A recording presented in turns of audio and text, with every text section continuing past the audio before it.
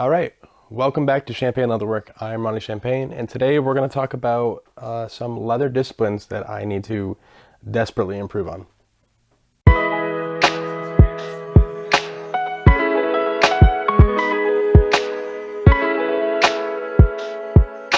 Okay, so desperately might be a bit of an over-exaggeration, but this is my first video of the year that I'm going to talk about actual leather stuff.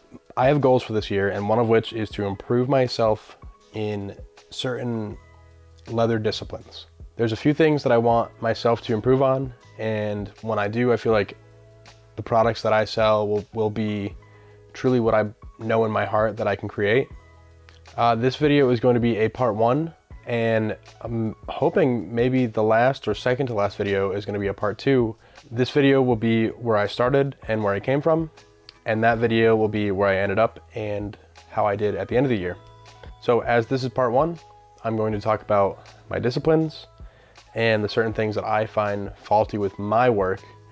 And in part two, we're going to talk about how I improved in them, what I did to remedy the problems that I was facing, and I'm going to show you examples of before and after in that video. So as I introduce each of the three disciplines, I'm going to give a small example of what I'm doing here, and at the end of each one, I'm going to show a better example of what each one of these things is. So the first discipline that I want to improve is my skiving. Skiving is taking a thicker leather and dropping it down to a thinner leather. And this is helpful to make your wallets thinner and to have less aggressive bulges in the wallets themselves. So in this wallet, there are pockets right here that are smaller but similar design to here. And they go all the way down here, and you can almost see this tiny little bulge in here. I'm not sure if you can see that. But there's a tiny bulge up in here. And that is because the leather is I wouldn't say very thick down here, but it's definitely thicker, and it's noticeable in here. What skiving does is skiving takes that thickness and it drops it down, and you no longer have to feel such an aggressive bump in your wallet or anything. It's helpful in numerous ways, but I am not very good at skiving, and when I skive, my problem is that I'll tend to, depending on what I'm doing, I'll tend to go in and I might take too much off, and like that, and then I ruin the pocket by doing so.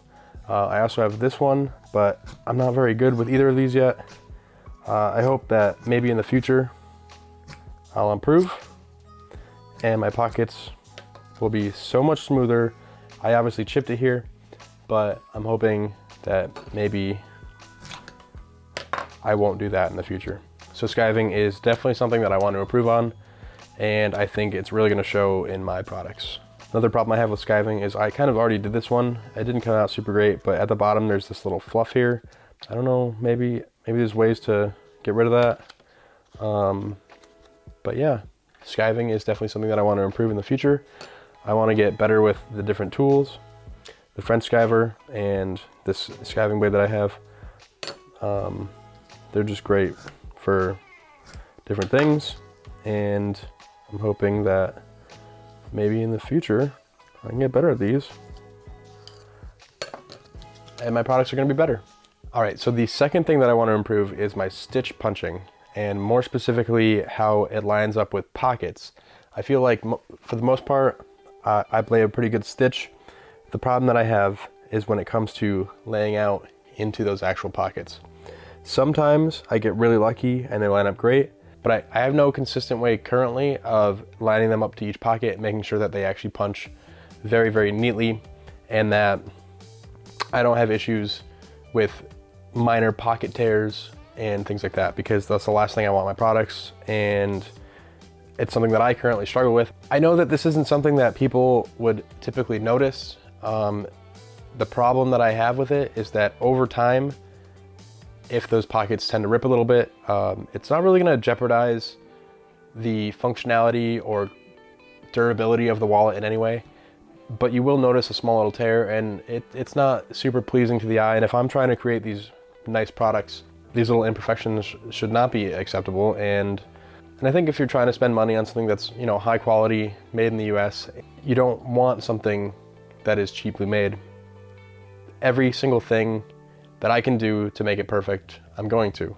I understand that these are made out of leather. Leather is an imperfect product, and that's the beauty of it. It has scars, it has wearing. This came from an animal, and I want to respect that animal by making sure that I make the best product that I possibly can, and that everyone can enjoy their wallets for years and years, instead of just buying one, throwing it away in a couple years.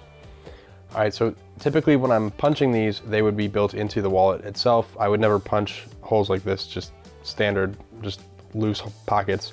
But I want to get like a better, I don't know if I want to do that.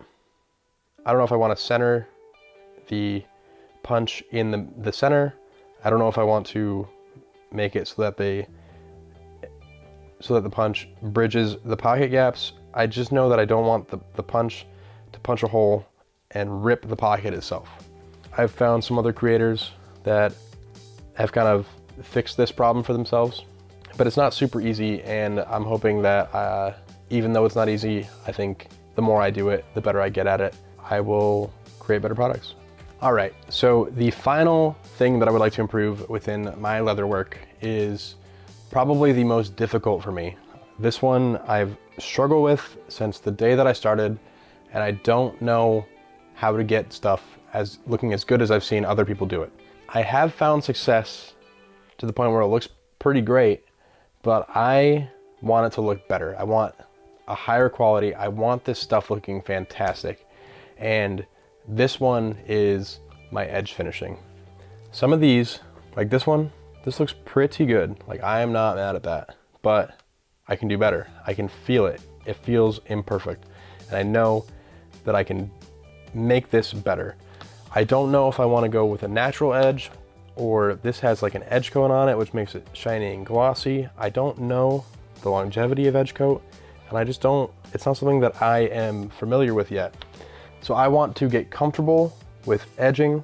No, I don't know if that's the word. I want to get comfortable with my edge work and how smooth and perfect that these edges look.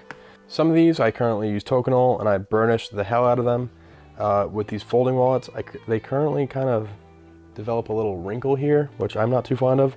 I would like to know how to avoid that with my edge work. This is one of my favorite ones. This one is just the natural edge, burnished with Tokonole, and I burnished the hell out of it. I sanded it, and I think that is the path I'm going to take with most of these. I think it looks great. I think if I spent a little more time with this one, it could have been perhaps what I'm looking for. But this one is definitely one of the best ones that I have so far for edge work. This one's also great, but this one I dyed. I dyed this one with a black edge, and it didn't burnish quite like this one. And I want to get this one feeling like this. I know that because it's dyed, it's gonna feel a little bit different, but I'm hoping that in the future, I can get all these feeling fantastic, and there's not a thing that you look at these and say, I wish that was better. I want them all to be awesome. I want them all to feel great. And I'm hoping that the work that I put into these and the effort into really making every single thing that you could possibly look at in these products fantastic. I hope that not only will you love your wallet, but maybe you'll recommend the wallets to someone else. And then we can all be one big, happy, champagne, leather-loving family. And I can be your leather daddy. Okay. All right, so thanks for sitting. All right, well, thanks for listening to me rant about all the things that I need to improve on. I hope that if you watch this video, you will definitely stick around the entire year, watch all my videos, and be oh so rewarded with the second part to this video in 50 weeks from now, to see where I came from and where I got to. If you could, hit that subscribe button below, or don't. I'm not your daddy, and I don't want to be. All right, thanks a bunch. Have a great day. Peace.